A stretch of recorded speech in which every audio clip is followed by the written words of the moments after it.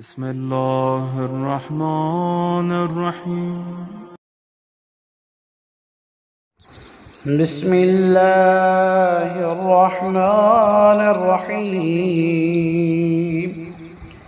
اللهم نبحني فيه لبركات أسحاره، ونور فيه قلبي بضياء أنواره، وخذ بكل أعضائي إلى اتباع آثاره، بنورك يا منور القلوب العارفين، برحمتك يا أرحم الراحمين.